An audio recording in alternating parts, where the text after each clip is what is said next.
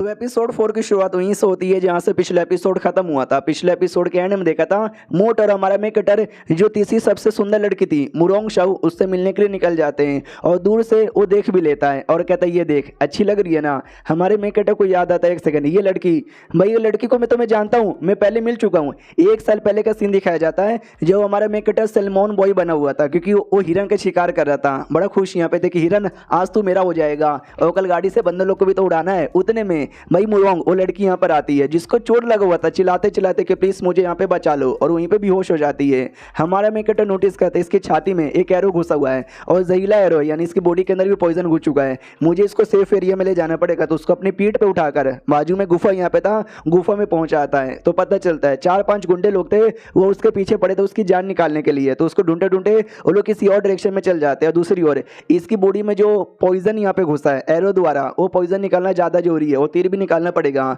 तो पहले ये तीर निकाल लेता है। पॉइजन निकालने के लिए भाई मुझे चूसना पड़ेगा, लेकिन जो तीर है ना उसके छाती में लगा था जहाँ पे उसके बड़े बड़े अरमान यहाँ पे थे। सुनो यार, मैं पॉइजन निकालने के लिए चूसूंगा, मेरा कोई ऐसा गंदा इरादा यहाँ पे नहीं है। तो चूस चूस के निकाल लेता है। तो ये फ्लैशबैक था। अब आते भाई करंटली जहाँ पे मनी मन सोचता है कि वो सब बेहोश यहाँ पे थी, उसने मेरा चेहरा यहाँ पे नहीं देखा था और मैं भी बहुत ज्यादा डर गया कि कहीं मुझे गलत यहाँ पे ना समझे। तो मैं भी वो रुका नहीं, जैसे मैंने पॉइजन निकाला मैं भी वहां से चला गया। लेकिन अगले दिन सुबह सुबह मैं चेक करने आया था जब तक वो वहां से गायब हो चुकी थी और वापस हमारे मुलाकात कभी भी नहीं हुआ।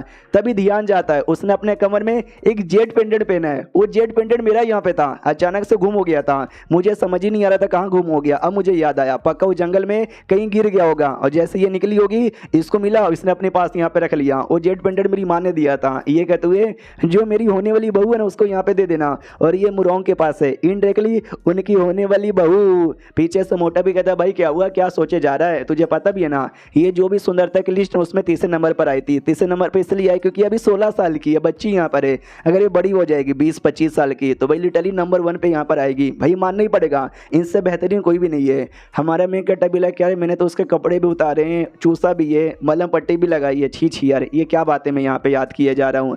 हाँ उसका लेवल, उसका कल्टिवेशन के बारे में बताना, ये भी कहता भाई लेवल भी उसका बहुत ज़्यादा आई है और किंग लेवल का क्वालिफिकेशन भी है। भाई मानना ही पड़ेगा। और 2 साल पहले इसने एडमिशन यहाँ पे लिया था। जो जितना ज़्यादा बंदा अच्छा होता है ना उसको उतना स्टार का इलाइट मेंबर बोला जाता है और ये 1 स्टार की इलाइट मेंबर यहाँ पर है। समझ रहा है ना हमारा मेकअप भाई मानना ही पड़ेगा, लड़की तो बड़ी तगड़ी यहाँ पर है। मोटा भी कहता साले क्या हुआ तेरे मुंह में भी पानी आ रहा है ना। हाँ लड़की ऐसी है भाई, किसी के लौंडे के मुंह में पानी आ जाए, लेकिन सॉरी यार अब ये तेरी हो नहीं सकती। तुम्हारी जोड़ी सही होती, वो भी सुंदर है, तुम भी अच्छे खासे दिखते हो, तुम्हारा तो एम्पायर लेवल का क्वालिफिकेशन है, उसका भी किंग लेवल का क्वालिफिकेशन था, बढ़िया था। लेकिन भाई पहले से कोई और लड़का है जिसको वो लाइक करती है। हमारे मेकअप डबल क्या वो किसी और को लाइक करती है, ये नहीं दुल्हन बनाने का सपना तो सपना रह गया। अब आते भाई हमारे मेकअप के भाई की ओर, वो आता है और कहता है हेलो कैसी हो मुरोंग शाओ, मेरी प्यारी शाओ, सब कुछ बढ़िया है ना यार, तुम मिल नहीं रही थी क्लास के अंदर तो सोचे क्यों ना यहाँ पे आके मिल जाऊं। तो मोटा भी कहता वो तुम्हारा भाई यहाँ पर है ना। हाँ हाँ तुम्हारा भाई बड़ा कमीना बेशरम आदमी है, भाई एकदम मुरोंग के पीछे हाथ धो के पड़ा हुआ है, वो कभी भाव नहीं देती, हमेशा इग्नोर मारती है, लेकिन साला सुनने को तैयार ही नहीं है। पहले वो भी है ना डेस्टिनी स्टेज के 9वें लेवल पे था तो कम थोड़ा पीछा करता, लेकिन जैसे साले का लेवल अप हुआ जैसे स्टाइल लाइट स्टेज पे गए ना अलग लेवल का एटीट्यूड आ गया, एकदम उसके पीछे ही पड़ा हुआ है बेशरम आदमी कहीं का।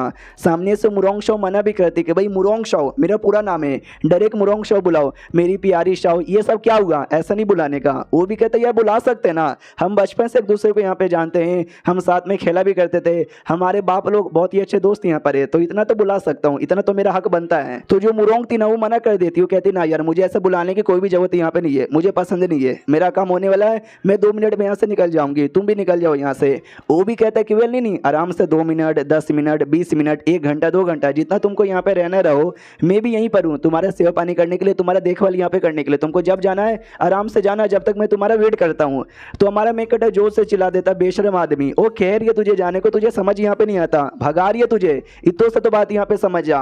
तो ये भी भड़क जाता है कि भाई साला कौन है जो कि मेरे बारे में ऐसा बोले जा रहा है। हमारा मेकअप पे ध्यान चल जाता है, कहता अच्छा तू है क्या जो मेरे बारे में ऐसी ऐसी बातें बोले जा रहा है, ऑफकोर्स तू तो मुझसे यहाँ पे जलता ही होगा, बाप ने तुझे धक्के मार के बाहर यहाँ पे निकाल दिया। हमारा मेकअप भी कहता साले औकात में रह ले, तूने जो भी सारा कांड यहाँ पे किया है ना अगर मैं पब्लिकली बता दूंगा ना तेरी इज्जत ऐसी कैसे उतर जाएगी। तो भाई भी कहता तू मेरे कांड के बारे में बताएगा, तू कौन से मेरे कांड के बारे में बताएगा, मैं तेरे कांड के बारे में बताता हूँ। तूने हमारी घर की नौकरानी की इज्जत यहाँ पे लूटी, उसका बलात्कार किया, तो मालूम उसने क्या किया, उसने सुसाइड कर लिया। लिया, जिस बात को लेकर हमारे बाप को गुस्सा आ गया और हमारे बाप ने तुझे घर से बाहर यहाँ पे निकाल लिया और मैंने एक्सपोज किया था। मैंने बोला था कि भाई तुमने ऐसा ऐसा किया, जिसके चक्कर में तुम मुझे हिट यहाँ पे करते हो। क्यों, कैसा लगा सारी पब्लिक सच्चाई जान के?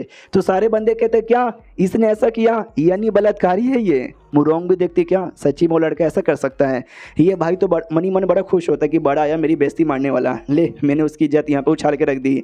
और डिटेल में समझ आने लग जाता है कि हाँ तूने जब ऐसा यहाँ पे किया, बेचारी ने सुसाइड कर लिया, बाप ने गुस्से के मारे तुझे घर से बाहर निकाल लिया, लेकिन बाप तो बाप होता है। आ जाना 1-2 महीने बाद वापस से घर पे घुटने पे आना, गिड़गिड़ाना, तो हो सकता है बाप तुझे गुस्सा भुलाकर तुझे ले ले। तो सारे बंदे कहते हैं भाई ये कमीना है, ये हरामी है, इसने इज्जत टूटी, इसने गलत किया, ऐसा करना नहीं चाहिए। हमारा मेकट जो से हंसने लग जाता है, कहते वाह बेटे वाह, जो सारा कांड तूने किया उसके इल्जाम तूने मेरे ऊपर यहाँ पे लगा दिया। जो सुनते वो भी कहते क्या मतलब। हमारा मेकट कहता मैं बताता हूँ भाई, औरत की इज्जत तूने लूटी थी, लेकिन एट द एंड इल्जाम ने तू मेरे ऊपर यहाँ पे लगा रहा है। मैंने बाप को यहाँ पे बता दिया और बाप भाई तुम्हारे तलवे ज़्यादा चाटता है क्योंकि तुम मेन बीबी के बेटे हो ना, मैं तो कोकूबाई का बेटा हूँ। हाँ तो ये सारी बातें मैं किसी और को ना बताऊँ, इसके लिए भाई मुझे धक्के मार के यहाँ से बाहर निकाल दिया गया। और बेचारा भाई पूरा डाउट में आ जाता है कि साला ऐसा कुछ भी नहीं हुआ है, ये तो झूठ बोले जा रहा है। हमारा मेकट और भी झूठी झूठी बातें बोलने लग जाते हैं। उसके बाद तुझे एक और नौकरानी पसंद आई, वो कितने किलो की थी, 200 किलो की थी ना। तूने बोला भाई कि पतली सुकड़ी के साथ मजा ही नहीं आता, मोटी हटी खटी रहता ना भाई, उसके साथ क्या मजा यहाँ पर आता है। उसका जो मोटा मोटा कबर, मोटे मोटे भाई होठ, बड़ी बड़ी आंखें, भाई मजा ही आ जाता है। और यहाँ तक उसकी जो चड्डी है ना वो भी मैं रखता हूँ और अपने तकियों के नीचे यहाँ पे रख के सोता हूँ। और सुबह उठने के बाद ना मैं एक बार उसको यहाँ पे सूंघ के देखता हूँ। या मुझे याद है तुमने एक बार दारू पी के बोला भी था। जो सुनते लिटरली सबको हंसी आ जाती है, मुरोंग को भी, लेकिन भाई को गुस्सा आ जाता है कि साले तू मेरे बारे में क्या बकवास यहाँ पे किए जा रहा है। आज मैं कसम खाता हूँ बाप के बदले में तुझे सबक सिखाऊंगा। हमारा मेकटे भी कहता है तो तेरे बाप से डरता हूँ क्या, तेरा बाप है मेरा बाप ऐसे भी सेम है, चलो आ जाओ फाइट करते हैं। तो पब्लिक को लगता है कि भाई यार ये लड़का तो अभी नया नया आया है, मुश्किल से भाई वॉरियर स्टेज के 6 या 7वें पर होगा, लेकिन जो अपोनेंट यानी उसका जो भाई है ना वो तो स्टारलाइट स्टेज के पहले लेवल पे जा चुका है, तो वही जीतेगा। अब आते भाई बैटल में, जहाँ पे हमारा मेकटे भी नोटिस करते कि हाँ वो सच्ची में स्टारलाइट स्टेज के पहले लेवल पर है, लेकिन उस लेवल पे तो मैं भी आ चुका हूँ, यानी मेरे जीतने के चांसेस बहुत ज़्यादा हाई है। जो भाई यहाँ पर है ना वो अटैक कर देता है, ये कहते हैं कि बाद में रोना मत, और जैसे अटैक करता है हमारा मेकट उसका अटैक डॉज कर लेता है, तो भाई भी पूरा डाउट में आ जाते कि भाई ये क्या हो गया। तो जो मुरोंग है ना वो नोटिस करते कि भले उसने अटैक डॉज कर लिया, लेकिन मुझे उसकी बॉडी से पावर महसूस हुआ, जो कि वॉरियर स्टेज के बस 6 लेवल पे यहाँ पे था। हमारे मेकट का लेवल और ज़्यादा हाई है, लेकिन अपना लेवल कम करके यहाँ पे दिखा रहा है। तो भाई भी कहता है भाई नसीब तेरा बढ़िया था जो तूने मेरा एक अटैक यहाँ पे डॉज कर लिया, तो अब ज़्यादा अटैक डॉज नहीं कर पाएगा और तू मरेगा मेरे हाथों से। तो वो भी कहता भाई किसने तुझे बोला कि मैं वॉरियर स्टेज के 6 लेवल पर हूँ, ज़रा मेरा पावर यहाँ पे देख। तो 6 से 7वें पे करता है, लेकिन पब्लिक को ऐसा लगता है कि शायद लड़ाई के बीच में इसका लेवल अप यहाँ पर हो गया और ये लड़ाई के बीच में 6 से 7वें में चल गया।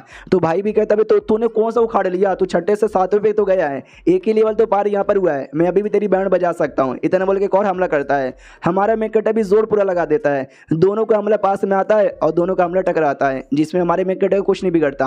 भाई की पूरी दुनिया हिल जाती है। तो भाई भी लाइक ओ माय गॉड ये क्या हो गया भाई, मैं कैसे यहाँ पे हार गया। और ये चैप्टर यहीं पे ख़त्म भी हो जाता है। तो हम मिलते हैं किसी और वीडियो में, जब तक के लिए बाय बाय।